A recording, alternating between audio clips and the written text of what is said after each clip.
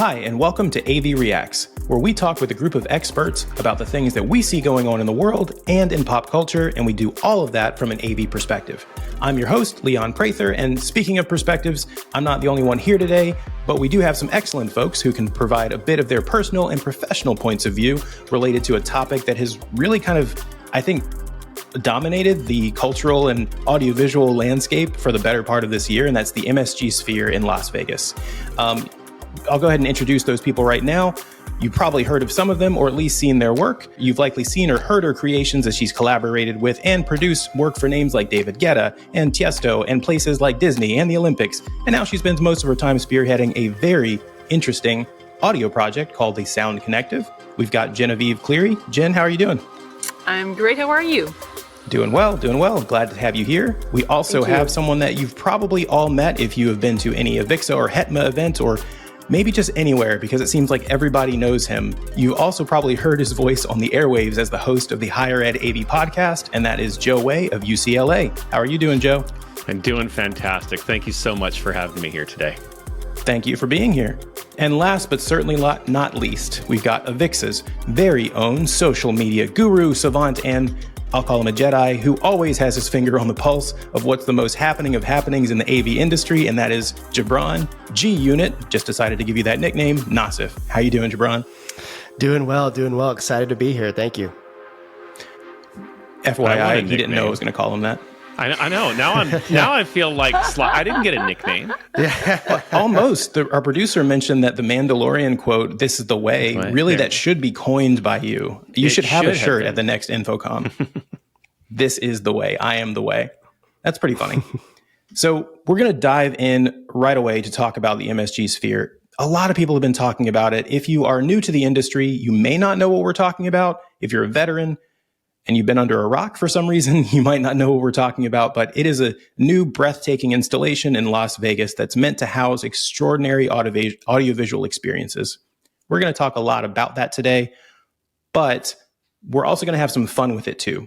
We're going to try to not have you just hear the things you normally hear from everybody else or see in a lot of news clips. We're going to give some perspective because some of our guests actually have been there. And also we've got some very interesting subject matter experts here. So we've seen the videos, we've seen the memes. It's jaw-dropping, it's elegant, it's huge, it's round. Can we, need I say more? When you see something like this, it demands a response. You can't just let it go. Interestingly, for my wife, that response was, "Oh my gosh, who's going to maintenance that thing?" And that's mostly just because my wife is audiovisual adjacent through her connection to me and has known a lot about the work that I've done in the past. But I'd like to hear from everyone here. I'll start with you, Gibran, actually. In terms of covering the Sphere or even thinking about the Sphere, what's drawn you to it?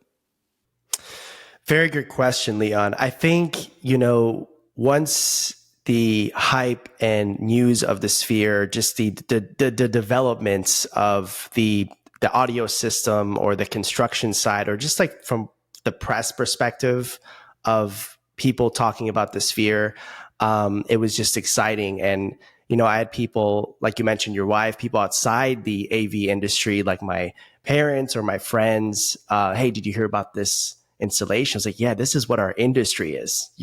Everything inside this Sphere. So it was truly exciting, and there was so much. I've never seen. You can put the Sphere in one of the biggest things in technology.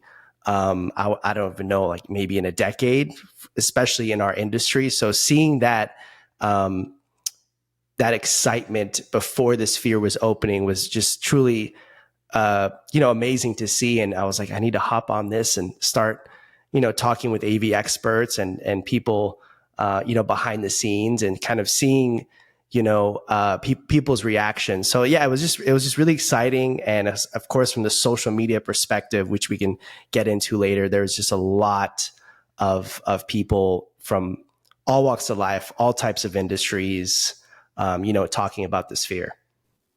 Yeah. Well, so for those that have been, Jen and Joe, you were more than just drawn. You actually went there. Jen, I'll start with you. What drew you to the Sphere?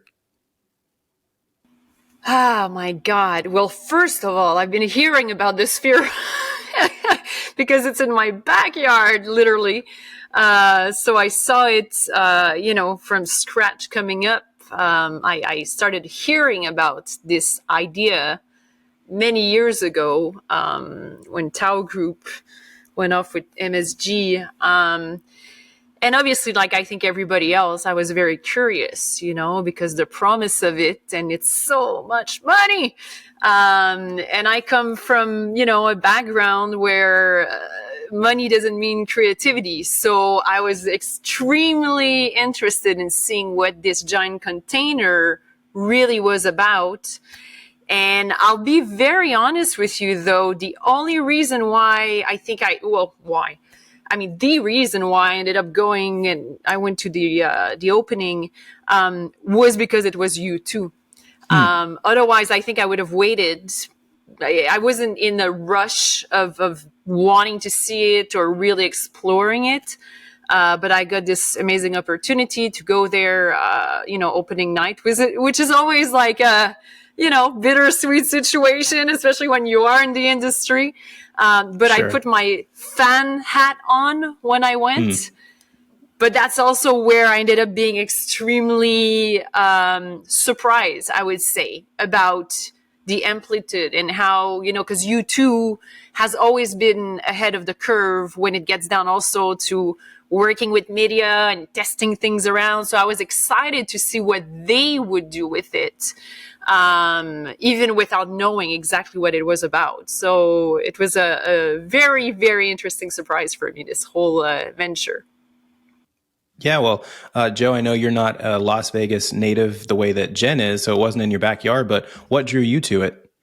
Yeah, I'm going to echo a lot of that. I was there opening night as well. And it's interesting because, we have in the AV industry, we heard about it. We've been to Vegas for various shows before it was, but you saw this round thing, wondering what it was, but we all heard all the specs, and as AV nerds, we go, whoa, what's this going to be like? And, we have this idea of experience now, and it's going to be amazing. And then when you saw, U2 is opening up, that's when I was like, all right, well, I got to put in for the little lottery of tickets and see where it is. The next thing I know, I'm down on the floor, and it's like, why would I go? Well, this is like music history being made, to say you were there opening night is something that, how do you pass that up, right? Yeah. And we know that, it's going to be here for years to come. You can always go and experience it. But I really wanted that, I think,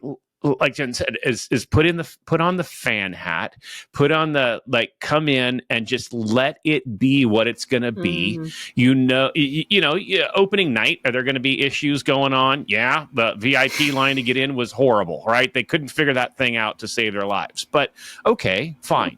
Right. But that's not what it was about. It was about going, okay, what is this? I'm here to experience something that I can't even imagine. I'm going to let it be what it is. Right. Yeah. And that was really kind of the thing about it. And I remember taking the phone out and videoing, but because I was next thing I know, the phone is off to the side because I'm staring at other stuff going on. I couldn't even just hold it. Right. And because it was just whoa, and it's funny because I was even going to try to write an article about it. And I couldn't get the article done because I can't put into words as to what it is and what it was, because the words don't describe it, right? How, a number of speakers or this, that just doesn't do it justice, right? And so that was just that opportunity to be there and go, this is a moment I want to be a fan for. I want to just know what it's like. It's what's weird to be my customer. Right? Because we all serve people, but we don't get to be served, right? We always focus on delivering AV experiences, not absorbing an AV experience. And that's where I was like, you know what? That's what I'm going to go into this as. I'm going to let it just be what it is. Yeah, yeah.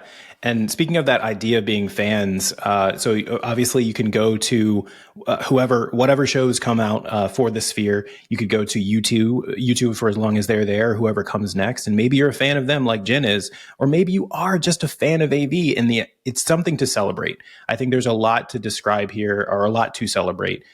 For you two, it's historic. Just for their careers, for fans, it's historic, of course.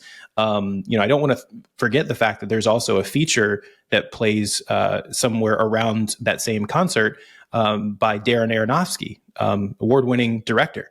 He's got a feature-length film or a feature film that he's put up there that no one else has gotten to do. Right? No one else has gotten to use that stage or use that canvas. So I'd actually like to take just a moment and have us do a little bit of celebration of some of the numbers, right? Some of the tech involved here, just because we're AV nerds, just for a second, in a segment that I'm going to call, sorry for the pun, that's some Sphere-ious tech. All we're going to do here is we are going to, I know, Joe, sorry, I promise that there will be no more puns except for all the other ones I have planned for this show. But then after that, there's no more. So I've got 4 questions for all of our subject matter experts here. I'm going to ask you some stuff about the sphere. You're going to tell me what you think the answer is. And if you're at home, feel free to play along or at least learn something about the tech of the sphere. So first question is, the number is 160,000. What is it? Is it a number related to the screen resolution of the exosphere? Is it the number of audio drivers, or is it the number of seats it can hold? I'm going to throw that one over to Gibran. Audio drivers. Mm-hmm. Ding, ding, ding. You got it. Yes. There are a little over 160,000 audio drivers, but the fantastic thing is you don't even see them because they tried to make the screen as audio transparent as possible, and they're basically incorporated into the structure, which is beautiful. The number is 5. This is the next question. This one I'm going to throw to Joe. The number is 5. What is it referring to? Is it referring to how many years the screen portion of the project was in development? How many thousands of pixels are visible in a square yard of the screen? How many billions of dollars the design and construction cost? Or Leon's favorite number? Wow. I knew the answer to the last one. Well, I'm going to go with your second option. How many thousands of pixels? No, that's the best I could do to try to fool anybody. But it's actually the number of years the screen portion was in development. Oh, that's what I meant. That's what I thought your second that's what one you meant. was. Yeah. Seiko, the manufacturer, they were approached, I think, by Populous in 2018 and then opened to the public in 2023. Saying that because this episode is essentially a time capsule for anyone in the near future who is actually listening to this. Let's move on now. Jen, you're the next person. I'm super nervous. I don't know why. No, don't worry. It's like Whose Line Is It Anyway? I say this all the time, where the game is made up and the points don't matter. But you get bragging rights if you win. So what was the total number of hockey puck LED units, hockey puck sized LED units, that were on the outside exosphere? Is it 1.2 million, 2.4 million, 3.6 million, or 11,001?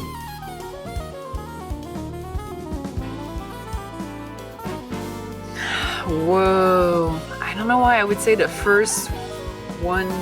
And you would be correct.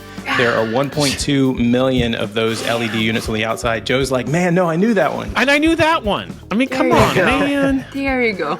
Well, because I'm not keeping score, I'm essentially going to say that you're all tied. So here's the tiebreaker, Joe. You've got a chance. Oh, Lord. The number is 225. Is that the optimal listening distance for concert goers at the sphere expressed in feet? Is it the number of seats in the interior expressed in thousands? Or is it the pixel pitch of the exosphere expressed in millimeters? Oh. I like the last one. I know. I kind of like the last one too. Sounds sexy. So, all right. It's a I sexy know. number. I like. I'm going to go with Jen. I say I like the last only because I'm thinking the feet. Because the whole idea is that anywhere you are, it sounds good. So I don't know about the distance. What was the other option? Your other option was... No, it's fine. I'm going to accept that as your answer because you're all right. There we go. It was the pixel pitch of the exosphere expressed in millimeters. Now, of course, it's variable because it's a spherical structure. For those that are engineers will know what we're talking about. I barely know what I'm talking about on that one. I'm an AV guy, but I'm not a career engineer. I'll put it that way. So hats off to all who are involved in the construction there. We just geeked out over a lot of tech. But let's move on from the tech. Let's talk about the experience. Of course, the tech is involved in creating the experience. And once you have something like this, you've got to use it. I don't know how it's going to be used in the future, but the tech is here, the Sphere is here. It's probably going to start requiring some new things of designers, of performers, but now what? Now, Gibran, I know you're a really huge fan of music festivals, and I know you're a big lighting guy and things. I want to know, who would you want to see there next? Ooh, it's a very good question. And I've been seeing so many different options on social media and things like that. I do think it would be very cool to have a DJ on. And I know yeah. So I would say like some legendary DJs, maybe Calvin Harris or something. I think that would be a good fit. I do like rock music. I'm a 90s rock music guy, so it would be cool to have like Green Day or someone play at the Sphere. But yeah, I can't decide on that. Probably a DJ would be cool, just because there's, I go to so many festivals and there's so much lighting. You're seeing all these types of huge LED displays at festivals, or DJs even have work with lighting companies now and bring massive setups. You'll probably see that in like Tulum and all those kind of places. So sure. I think those would be, two of my options I would love to go see. I think it's really interesting to even imagine the idea of another performer going in. As several of you mentioned, U2 is one of the biggest rock bands on earth. They've always been at the cutting edge of technology. They've always been kind of a bleeding edge set of performers. But there are challenges, of course, inherent to being a performer in the space. I think several of us actually here are all performers as well. Where you go, who's the star? Is it the people on stage, or is it the Sphere itself? I think that the answer in my mind is it shouldn't actually be either. It should be one giant experience. It should be something integrated. So a quote that I love about AV technology is the fact that it's really about two main things: communication of message and impact. And we have an opportunity to integrate whenever we try to put those things together in a really meaningful way. So I'd love to hear, Joe, when you think about the future of AV performance, AV, I don't even know what to call it, the things that we could have in the future, what does the Sphere inspire you to think about? Yeah, that's a great question. And kind of bouncing off of what was just said, and this sounds really bad when I say it, but I don't mean it that way, is it could have been a U2 cover band for all yes, it was U2 and it was iconic, right? But the fact is, the stage, the minimalism of the stage, they're just standing on basically a riser, right? An LED riser. That's it, right? It's so that the experience, and that goes to your question, it was everything together, right? It could literally have just been a cover band playing, and I don't know that I would have known the difference. And I think and I mean that as a compliment, right? Yeah. And so when you say, who's going to go next? What does it mean for us? I think we finally turned that corner, right? Think that years ago, Infocom changed its name to AVIXA, right? Experience. And how much debate did we have as an AV industry when the name was changed and we're audiovisual and experience, right? It's like, okay, well, what is it? Well, finally, we did it. It took years, but as an industry, we finally did it. We made something that was more about the being there and being part of it than the technology or the artist or anything along those lines. It was the holistic, the synergy of everything, right? And so I don't know that we need even who goes next. Who cares, right? The issue is, how do you create the content, right? That's going to be the biggest issue. It can't just be whatever show comes through, arena shows stopping in and saying, this is my next stop, because you have so much to do with it, right? So it has to be very strategic. But I love the idea of Calvin Harris, right? I mean, I want to see Snoop Dogg on that stage. Okay, that would be awesome, right? It's that sense of everything would work, right? Every genre would work. Every type of music would work. Everything, because you're there about getting what is it that artist what's the story they want to tell within the music they're creating, right? And so that's really the difference. And now when we even take it out of the sphere, what are we going to do down the road, right? What's going to be the next thing? Because something has to beat the sphere, right? Well, I think what it has to be is, can you now take the participant and make the participant feel like they are part of it as an essential part of the entire experience going on, right? And that's what we all felt, right? When you were in there, you felt this was like it was personally catered to me.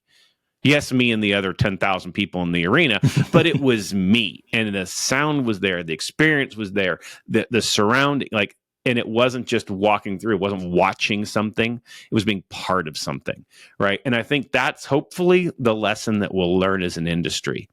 Was this just lightning in a bottle and they nailed it because, you know, the physics of being in the middle of a circle worked? I don't know. Maybe. Sphere could be the new black. We don't know. Yeah, I mean, but think about it. We all said this when environmental projection took off, right? Go to ISE and you had Rafiq like putting on the you know, on the chapel and projecting up onto that, and you're like going, whoa, is there anything ever going to beat that, right? And that's the cool thing about our industry is there's always something else to beat that, and we get more and more into the complete integration of the person and the experience, right? And that's really what I came away really inspired about. Yeah, and I'd love to throw this in. I'm throwing this open to everyone. I'm going to start with Jen here, and thinking about these kind of exceptional experiences. Sorry, did it again, Joe. Thinking about these exceptional experiences that we could be creating with the technology that we're pros at. We know the technology. What can we be doing to connect, right? U2 says that for them, the whole thing was about connecting to the audience. Bono's quoted as saying that several times. What is it that we know? Jen, you're an audio, I'll say aficionado. What are some things that we could be doing with audio? We know there's beamforming in there, and all those audio drivers. What's something else that we think we can do to help connect audiences together for various types of experiences? I mean, there's so much to say here.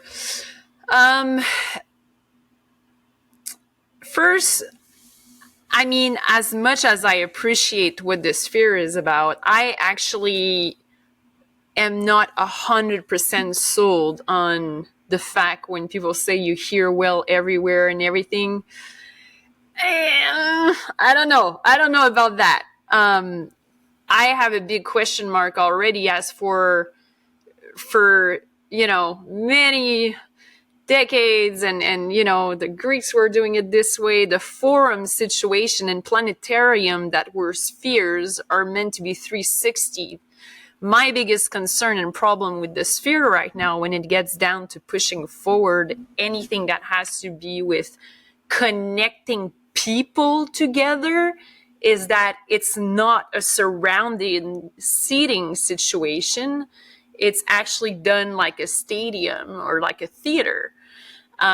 So if you're in GA, cool, yeah, you can maybe have a Calvin Harris and dance and party. But if you're up on the 400, you're not going to get up and dance and party. So I actually don't believe this is a venue for any artist that wants to showcase who they are. And to Joe's point, I was right in front of Bono. It was him and I was first row 100. And I could see him struggling. I'm not going to lie. There was no connectivity with people. So I don't know when and how that was brought up that the artist feels that connection. But there's a lot of tools to allow the art of music and visualization to connect with people. But when you're asking everybody to connect musically with an artist or with content, the number one rule is that you cannot have people pull their phone up every 5 seconds. And I don't know, Joe, if that was your experience, but to me, as soon as I was starting to have that moment of connectivity, perhaps with the music, with the ensemble, next thing you know, the screens would go white. And I felt in a nightclub when they put those lights on, they're like, whoa, wait a minute. And I lost it. So I think, we've worked so hard. And to your point earlier, when you presented me, like I was brought in by, like Disney, like with Feld Entertainment, and even with the Olympics and everything, my call to action when people bring me on has always been, how do we bring people together in humongous spaces or in arenas? And it's always like you want to hit your head on the wall, because it's kind of possible but impossible too, you know what I mean? It's like, it's not the Sleep No More or like an immersive unplugged experience where it's you, the full spot on the artist, and this beautiful connectivity because of the sound frequencies that you receive directly. So technology is there, but the content and the storytelling, Joe said it so well. What is it? What is the story we want to bring people on? Because the emotional arc has to be there. So I would be excited to see how with this Sphere, Paul McCartney was there at the opening, and I was like, there has to be a reason. I could totally see the Sphere becoming this way to pay tribute to massive albums. That means that the actual artists do not have to be there, but you can bring the audience inside the mind, inside the soul of those sounds of the music, connecting them through different medias. But also, let's never forget that overstimulating people can also have bad effects. So you need to massage this, like the best moments when there's a slow song. Even if you go see Metallica, you need that slow song. I'm a huge fan of Nine Inch Nails. Sure. I would actually die to see them in the Sphere, by the way. That would be if I had all the money in the world, I would just do that show just for myself. But if bands or artists were brought to collaborate to bring a sound, a musical, and a visual experience together that is meant only for this and not about showcasing necessarily amazing artists that we can see anywhere in different type of venues, I think that's really where we would have an experience that would go beyond, Yeah, I think that there's something that everyone's hitting on, and what I'm hearing is thinking about the equity of the experience actually is part of the inspiration too, that it's the first of its kind. There's no blueprint for how you do what it is that is happening over in the Sphere. And absolutely, there's opportunities where we can probably improve on everything that we're doing there. But one thing that comes out is, what are the things that we could do to make everyone's experience? This is a question I think we should always be asking ourselves in AV. What can we do to make sure that the person all the way in the nosebleeds, if that is a thing, or the person that's down on the floor, how are they going to have, what's the experience going to be for those people, regardless of what you paid, regardless of your language, regardless of disabilities, all sorts of things. Really, I think the Sphere invites all of us to think a little bit differently about the way that we approach our next project, I think. If you're fortunate enough to be a person that's going to work on any Sphere shows, hopefully you're also being inspired by some of the things we're mentioning to say, oh, maybe I've got some things I could do in there that no one's thought of yet. Feel free to take those for free. None of us will charge you for those ideas. But I do want to, I'm actually going to move us along because I know we're kind of running a little bit low on time. Sorry, everybody. Hope that is okay. But I think that it's really great for us to think now a little bit less about just what we're saying, but also start to recognize some of the things that other people are saying about the Sphere, or the things that are coming to mind most for a lot of people with the Sphere. And this is, generally speaking, fairly humorous. We're going to add a little bit of levity to the end of this, because I know we've gotten deep and we've talked about a lot of important things during this. So I'm going to share my screen real quick. I'm going to show you what it is that I think comes to mind the most. Of course, we know. Here's some things that people don't want to see. You don't want to see the Sphere trolling you in your golf shot. This is something that we know. It's funny for the rest of us, but maybe that's actually an opportunity. Maybe there are things that we could do with that are just funny on the outside on purpose. Obviously, this was just a happenstance scenario. I think it'd be hilarious. If I were golfing, I'd tee off. I think that would be awesome. Mm-hmm. It's fun. It's very Vegas too. Let's not forget where this happens, you know? Yeah. Yeah, true. I'm not a golfer, but I would golf actually if this was what I was seeing. Exactly. But I will tell you there's something that I don't want to see. I don't want to see this. I would never want to see this. The blue screen of death letting me know that my device ran into a problem and needs to restart. This is a fake image. This is not actually something that happened at the Sphere, but just can you imagine? Noreen, you had us do the AV Nightmares episode last time. This would be an absolute nightmare for me. But nothing would be a bigger nightmare than if the Eye of Sauron... If the Eye of Sauron was visible on the Sphere, I would, if I lived in Vegas, I would pack up and move. There's no way. There's absolutely no way. Yeah. Or maybe if I happen to see the Death Star coming out of my window, that would probably get me to turn tail and run that's as well. probably going to happen soon. Yeah. For sure it's going to happen. It has to be on the list. May the 4th. We'll see. Yeah. Maybe. That's right. Yeah. May the 4th. Yeah. Calling it now. Done. Yeah. Done. Well, we're coming to the tail end here. And I think I'm going to sum things up to just say, the Sphere has really opened up our eyes to a lot of things that could be possible. And if you are inspired to think of those things, then we've done our job right here. But know that it's not just cheese. It's not just cheesy productions. There's an opportunity to be deep with things, as we've gotten deep a little bit in what we've talked about today, but we've also hopefully had some laughs as well. I think I'll close things off by reminding everybody of what's most important with the Sphere, and that is that Darren Aronofsky, we forgot about him again. Darren Aronofsky's debut film was pi, 3.14, that mathematical constant related to spherical and circular calculations. You know the one. That was his debut. And now here we are in 2023, and Darren Aronofsky is producing a feature production on the largest spherical structure known to man. I guess you could kind of say his career kind of came full circle. Oh, no. I thought we were done with the puns. And with that, I will close this episode. I've been Leon. Thank you for joining us on AV Reacts. Thank you so much to our esteemed guests who jumped in to talk about this with us. And if you enjoy this type of content, feel free to like on YouTube, subscribe on YouTube. You can also find us on every podcast platform, I believe, at this point. So you'll find us on AVIXA TV or anywhere where podcasts are played. So if you want more of that, you know where to find us. So again, we'll see you guys soon. Deuces.